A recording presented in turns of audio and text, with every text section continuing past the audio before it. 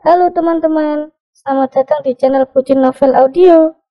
Jangan lupa subscribe ya. Terima kasih. Episode 26. Kamu kapan keluarnya sih, Hon? Aku di rumah sendirian, tahu, keluh Septi. Angga langsung menatap heran Septi yang masih menyandar manja, tapi tak hentinya berkeluh kesah, meluapkan kekesalan kepadanya. Memangnya mama sam papa kemana, kok kamu sampai sendirian? Mam, pus, aku, kok jadi serba salah gini, sih, batin Septi lagi makin sulit untuk berbohong lantaran keadaannya benar-benar terlalu tidak ada yang bisa diamankan. Oh iya, 5 hari lagi aku boleh pulang. Aku dapat banyak potongan karena selama di sini, aku bersikap sangat baik. Angga mengabarkan kabar bahagianya. Septi menatap tak percaya Angga. Ia benar syok dan sama sekali tidak merasa bahagia. Padahal harusnya, ia bahagia karena dengan kata lain, mereka tak terpisahkan lagi. Harusnya aku bahagia, loh. Tapi kok rasanya senyes ini? Aku beneran malu kalau Mas Angga tahu keadaan keluargaku, batin Septi lagi. Rasanya terlalu memusingkan, ia sampai merasa lelah luar biasa. Selain itu, bagi Septi Angga juga sudah tidak menarik lagi, apalagi jika dibandingkan dengan Kalandra yang akan menikah dengan Arum. Kok nasib si Jandes Arum lebih beruntung, ya, batinnya lagi. Kok kamu enggak seneng? Tanya Angga pada Septi yang menjadi meringkuk loyo dalam dekapannya. Kata siapa? Balas Septi malas. Angga masih adem ayem saja. Ia tersenyum bahagia lantaran akhirnya, ia akan merasakan kebebasan dan tak lagi menghabiskan waktunya di penjara. Meski jika boleh jujur, di penjara, hidupnya jauh lebih sejahtera. Ia tak harus banting tulang terlalu keras hanya untuk menghidupi keluarganya yang dihasilkan sebanyak apapun, masih saja kurang. Buktinya, beberapa bulan di sana, selain menjadi menikmati indahnya kehidupan, Angga juga sampai gendutan. Ia tak sekurus sebelumnya. Dek, pinjam HP-nya dong buat telepon Mbak Anggun. Aku mau hubungin Mbak Anggun mau ngabarin kalau 5 hari lagi aku keluar dari penjara, ucap Angga. Mendengar itu, Septi langsung marah. Ia menarik diri dari dekapan seorang Angga. Kamu apaan, sih, Hon? Istri kamu? Aku apa mbakmu? Dikit-dikit, Mbak. Dikit-dikit, Mbak. Pas sama janda kamu, yang kamu urusin juga masih saja mbak kamu. Jangan-jangan sebentar lagi kamu juga jadiin aku janda hanya demi mbakmu, cerocosnya. Mikir dong, dia sudah punya suami, anaknya saja sudah sebanyak itu. Sudah tua dan sudah selayaknya dia bisa tanggung jawab ke diri sekaligus anak-anaknya. Andai pun dia jadi janda, bukan berarti dia bisa seenaknya menerima bantuan dari saudaranya. Kecuali kalau kamu sultan sekelas Raffi Ahmad atau kamu malah adiknya Cipung yang hartanya enggak akan pernah habis walau kamu bakar. Lah kamu, enggak kerja kaki buat kepala dan kepala buat kaki saja, masih serba kurang, keluh Septi emosional. Apa yang Septi keluhkan persis seperti yang sering Arum lakukan.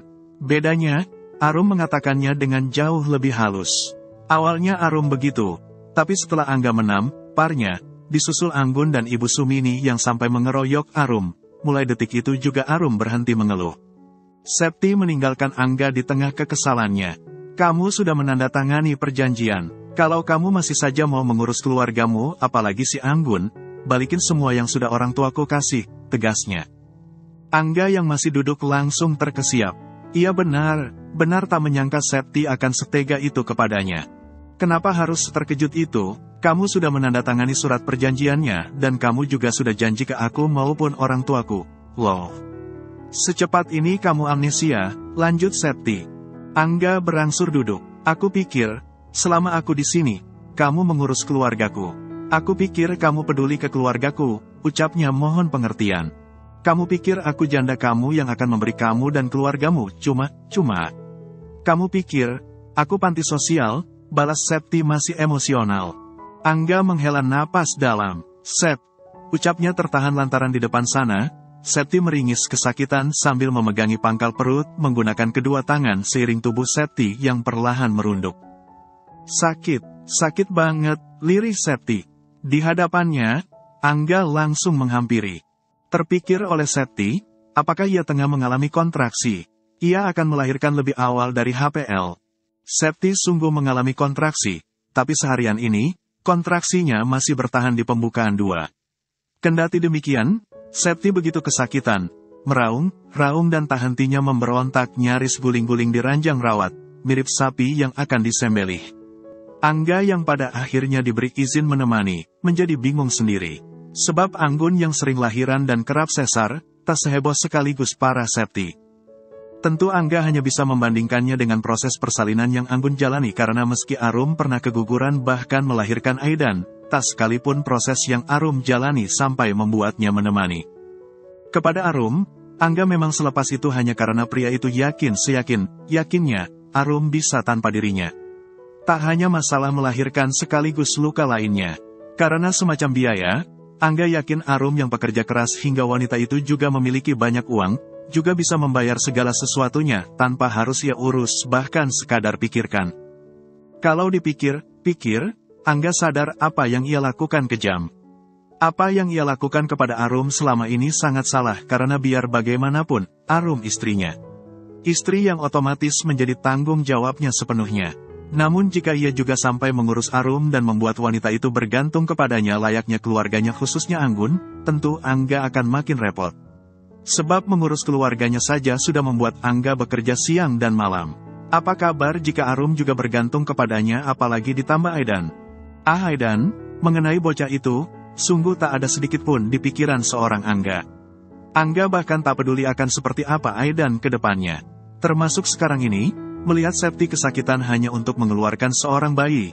Bagi Angga, Aidan juga sama halnya seperti Arum yang tak sepantasnya ia pikirkan. Apalagi kata Septi, Arum akan menikah dengan Kalandra si pria kaya. Bisa dipastikan, Aidan pasti akan kecipratan hidup enak. Lain dengan keluarganya yang malah sampai tidak diurus oleh Septi. Padahal Angga pikir, Septi yang jelas dari keluarga jauh lebih berada darinya, akan mengurus keluarganya layaknya apa yang selama ini Arum lakukan. Namun nyatanya, Septi malah tidak sudi melakukannya. Ketika Angga dibuat ketir oleh Septi yang tak kunjung mengalami penambahan pembukaan, Arum tengah mengunjungi rumah Kalandra bersama orang tua calon suaminya itu. Mereka berjalan kaki dengan langkah yang begitu santai.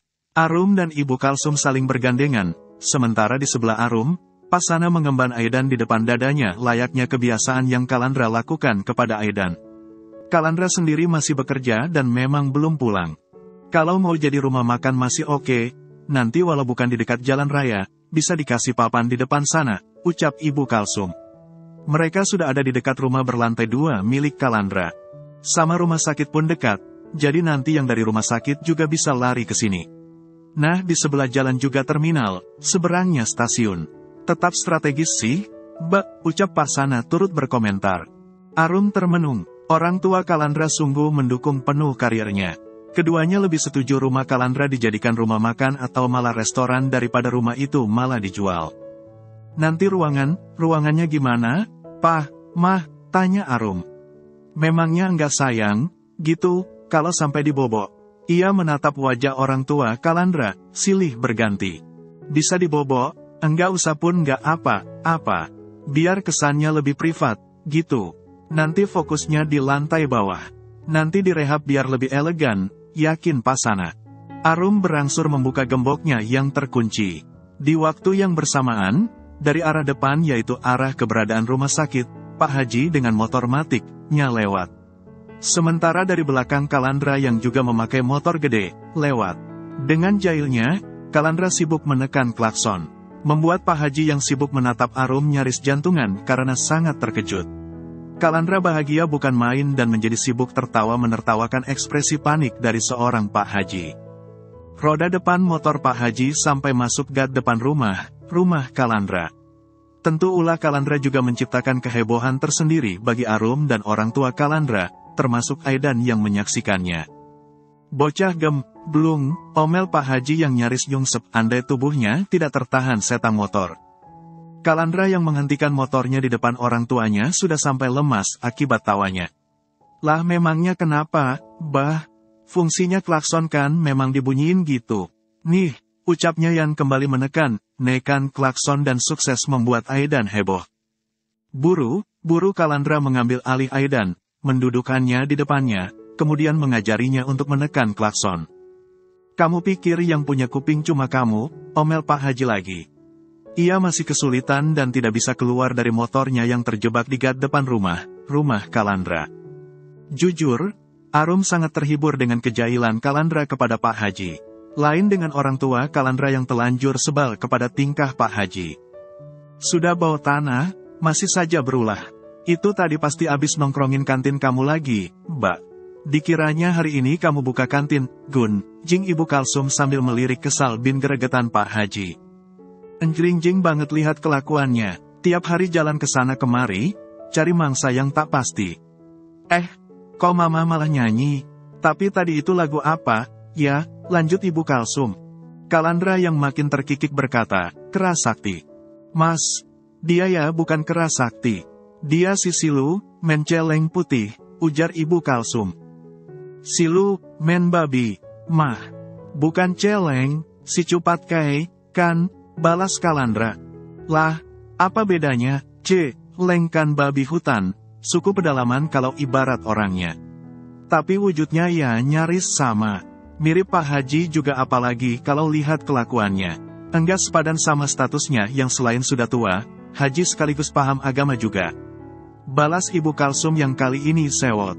Arum sampai terduduk lemas di depan pintu gerbang yang baru saja ia buka. Bukan karena menahan sakit layaknya Septi, tetapi lantaran tawa yang susah payah Arum tahan. Karena tak beda dengan Kalandra, Arum juga sudah lemas bahkan menangis karena menahan tawa efek tingkah absurd Kalandra maupun Ibu Kalsum. Sudah biarin jangan ditulungin, biar kapok nyungsep, ucap Pasana yang menggiring keluarganya masuk, termasuk juga Arum yang masih terduduk lemas di depan gerbang. Yang, kamu kenapa? Kalandra yang turun dari motornya sambil mengemban Aidan sampai khawatir. Itu motor dimasukin, soalnya sekarang lagi rawan maling. Ujar Pasana yang sampai mendorong gerbang rumahnya. Arum yang sudah jauh lebih bisa menguasai diri, berangsur berdiri. Ia menerima uluran tangan Kalandra yang membantunya. Karena Kalandra akan memasukkan motor, Arum sengaja mengambil alih Aidan. Abis Isya jalan ke pasar malam, yuk, ucap Kalandra sambil menuntun motornya memasuki rumahnya. Rumah yang akan direnovasi menjadi restoran kekinian. Oh iya itu di sebelah alun ada pasar malam, ya, serga Ibu Kalsum bersemangat. Woi, ini tolongin dulu, seru Pak Haji masih berjuang antara bertahan atau nyungsep ke gat. Ia berseru kepada Kalandra sekeluarga, tapi yang ia minta bantuan hanya menatapnya sekilas kemudian sibuk dengan obrolan lagi. Kalandra dan Arum termasuk orang tuanya, tampak tidak akan pernah membantunya. Bro. Ya sudah, kalau sudah jatuh, ayo kita tolongin, sergah Pasana sambil menahan tawanya. Tawa yang juga langsung menular pada semuanya. Apalagi di depan sana, Pak Haji sungguh nyungsep. Kepala Pak Haji masuk gat. Di petang yang dikuasai semburat jingga, bersama Ibu Kalsum, Arum yang berdiri di depan gerbang rumah Kalandra sambil mengemban Aidan, menyaksikan Kalandra dan Pasana yang menolong Pak Haji. Kepala termasuk wajah Pak Haji basah karena air gat di sana sedang penuh. Pak Haji bahkan berdalih sampai minum air gat. Itu Aki sama sekali enggak amnesia, sudah nyebur gat juga kepalanya, keluh Ibu Kalsum yang kemudian berseru, coba disungsepin ke gat sekali lagi, tapi kepalanya sekalian dibenturin, biar amnesia dan enggak terus-menerus berkelana mencari janda. Mendengar itu, Arum dan Kalandra kompak menahan tawa. Apalagi ketika akhirnya Pak Haji merengek manja menyebut De Arum, sambil menatap ke Arum. Suasana pasar malam sudah mulai ramai ketika mobil Kalandra melintas di jalan sekitar. Ini kalau makin malam makin ramai dan otomatis mobilmu susah lewat loh, Mas, ucap Ibu Kalsum yang duduk di sebelah Arum. Detik itu juga Kalandra memutar otak, bagaimana caranya agar mobilnya tetap bisa lewat. Lain dengan Arum yang langsung mengamati suasana sekitar meski jujur, kini menjadi kali pertama dirinya akan ke pasar malam walau sebelumnya ia pernah bertahun-tahun lamanya di luar negeri. Parkirnya rada jauh dari sini. Titip di depan rumah warga saja juga enggak apa-apa. Jadi, nanti kita kesininya jalan kaki, ucap Pasana yang duduk di sebelah Kalandra. Ya sudah kalian turun dulu, tapi ini hujan enggak, ya, balas Kalandra yang kemudian menatap ketiga wajah orang dewasa di sana, walau ia malah menjadi fokus pada Aidan yang sibuk berceloteh di pangkuan Arum. Biasanya kalau ada acara pasar malam gini sudah dibukingin pawang hujan. Namun sedia payung buat jaga, jaga Aidan juga enggak apa-apa, balas Pasana yang kemudian mengajak semuanya untuk turun. Kalandra akan memarkir mobil sendiri, tapi Ibu Kalsum dengan baik hati mengambil alih Aidan dan meminta Arum ikut Kalandra. Ya sudah sana kalian jalan berdua dulu. Aidan biar sama Mama, ucap Ibu Kalsum. Mah, beli telur gulung, yuk. Ayo, sebelum antreannya makin panjang, ajak Pasana yang sudah ada di luar. Kalian, mau dibelikan sekalian, enggak? Tentu saja ia bertanya kepada Kalandra dan Arum.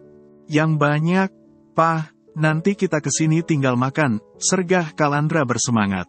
Melihat kekompakan keluarga Kalandra yang sampai menyempatkan waktu untuk liburan bersama walau hanya liburan kecil semacam mengunjungi pasar malam, Arum menjadi teringat keluarganya. Arum mengkhawatirkan sang Mamak maupun Widi yang hari ini belum mengiriminya kabar. Maka segeralah ia mengirimi Widi pesan. Widi, enggak, Mbak. Agus enggak ngabarin belas. Sudah mati kayaknya orangnya. Mbak Arum, Mamak sama anak lagi ngapain? Widi, lagi pada nonton TV. Mbak Arum, sudah pada makan? Widi, sudah, tadi goreng ikan dari Uwadiran katanya itu Mbak yang pesan. Widi, makasih banyak Mbak, sudah selalu diurusin. Membaca pesan dari sang adik, Arum menjadi berkaca-kaca. Hatinya berbunga-bunga, bahagia rasanya. Kalandra sampai melongok dari tempat duduknya. Arum yang awalnya larut dengan kesibukannya berkirim pesan refleks terkejut. Wah, sama siapa? Pak Haji, katanya sudah diblokir, tentu Kalandra hanya sedang menggoda calon istrinya. Ini aku lagi sama Widi, Mas. Dia sudah mulai waras, ucap Arum yang sampai menyodorkan layar ponsel berisi ruang obrolan Wanya dan Widi. Syukurlah kalau dia enggak kesurupan lagi, ucap Kalandra yang juga membaca pesan Arum dan Widi. Widi tak hanya mengucapkan terima kasih kepada Arum. Karena Widi juga sampai meminta maaf kepada Arum. Termasuk kepadanya, Widi juga turut meminta Arum menyampaikannya. Widi, tolong sampaikan terima kasih banyak ke Mas Kalandra karena aku enggak jadi dipecat. Aku janji enggak akan mengecewakan kalian lagi. Membaca pesan terakhir Widi tersebut, Kalandra tersenyum kemudian meminta Arum untuk duduk di sebelahnya. Lah, cuma parkir ke belakang, kan? Rumah yang di sebelah itu, kan? Ujar Arum. Muter sebentar, ucap Kalandra bersemangat. Arum menahan senyumnya. Modus banget emang Mas. Mentang Aidan lagi sama Mama. Tentu dong, sekalian malam mingguan. Balas Kalandra makin bersemangat.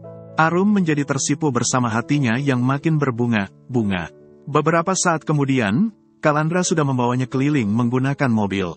Kalandra membawanya keliling alun-alun yang sekitar jalannya tak dipenuhi kepadatan suasana pasar malam. Namun di sana, mereka mendapati para pengamen maupun pengemis yang diamankan oleh petugas kepolisian. Yang mana, keluarga Anggun dan Angga menjadi bagian dari mereka. Mereka diboyong menggunakan mobil pick-up. Miris, saking sedihnya melihat pemandangan sekarang, Arum sampai menitikkan air mata. Arum menyesal lantaran usahanya yang sempat membantu Anggun dan juga Supri sekeluarga untuk berubah menjadi pribadi mandiri, gagal.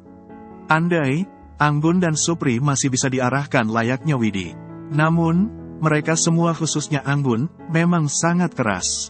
Jangankan mau menerima saran, sekadar mendengarkan saja, Anggun tidak melakukannya. Langsung diproses ternyata, ucap Kalandra sengaja menepikan sekaligus menghentikan laju mobilnya. Ia menghentikannya tidak begitu jauh dari TKP. Aku kok jadi sedih banget, Mas. Aku ikut nelangsa apalagi biar bagaimanapun, aku pernah menjadi bagian mereka, ucap Arum susah payah meredam emosi beserta tangisnya. Kalandra menatap Arum. Tangan kanannya menyeka air mata Arum, sebelum tangan tersebut juga meraih punggung kepala Arum, mengelusnya penuh sayang. Kamu begini karena kamu terlalu baik. Hati kamu sangat lembut, walau mereka sudah berulang kali menyakitimu, kamu tetap ingin melihat mereka sukses sekaligus bahagia. Walau kamu tahu kamu bisa tanpa mereka, bahkan kamu bakalan jauh lebih bahagia kalau kamu tidak membantu mereka, kamu tak lantas pergi membiarkan mereka berjuang sendiri. Kamu tetap merangkul mereka walau memang enggak mudah. Kalandra yang berucap lembut dan benar manis, menggunakan tangan kanannya untuk membingkai wajah kiri Arum. Ia membelai lembut di sana. Makasih banyak, ya, sudah jadi wanita hebat. Aku beneran bangga sama kamu. Walau awalnya ulah Kalandra membuatnya terharu, pada akhirnya Arum tetap kikuk. Mas puji aku terus. Nanti aku terbang, loh, protes Arum yang untuk pertama kalinya manja kepada Kalandra. Dengan jahilnya Kalandra malah memeluk Arum. Kenyataan yang malah membuat Arum lupa bernapas. Arum sampai membatu. Aku peluk biar kamu enggak terbang, ucap Kalandra sambil menahan tawanya. Mendengar itu, Arum juga menahan tawanya. Namun agenda pelukan mereka tak berlangsung lama. Mereka kembali fokus pada pengamanan yang tengah pihak kepolisian lakukan. Aparat yang berwajib seolah sengaja bersih agar suasana di sana lebih enak dipandang dan tentunya juga akan lebih nyaman. Nanti mereka bakalan dikasih semacam bimbingan kok. Anak anggun pastinya juga akan disekolahkan. Malahan harusnya lebih baik daripada mereka ikut orang tua mereka yang beneran enggak jelas, ujar Kalandra. Namun tiba Kalandra merasa, formasi Anggun dan Supri kurang lengkap. Anaknya yang bayi sama mamanya Angga, ya, yang enggak ada. Kata Ibu Nursi, awalnya si Ibu Sumini kerja di pasar sambil bawa yang bayi. Namun dari 2 hari kemarin, Ibu Nur sengaja ajak dia buat tinggal di rumah. Ibu Nur bilang, di rumahnya si Ibu Sumini sambil bantu gitu. Katanya, si Ibu Sumini jadi berubah banget, rajin gitu.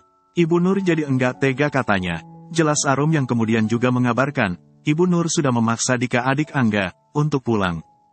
Itu anak pas pembagian otak, bolos apa gimana? Kok bisanya enggak mikir banget kayak enggak punya otak, tanggap Kalandra yang memang marah.